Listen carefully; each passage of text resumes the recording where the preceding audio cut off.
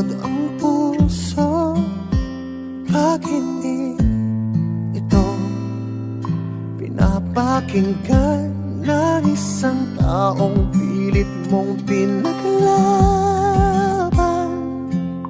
Kulang pa, hindi pa rin sapat, hanggang dumating ang araw na wala ka nang maramdaman. Hanggang dumating ang araw, nag-iisa ka na lang. Isip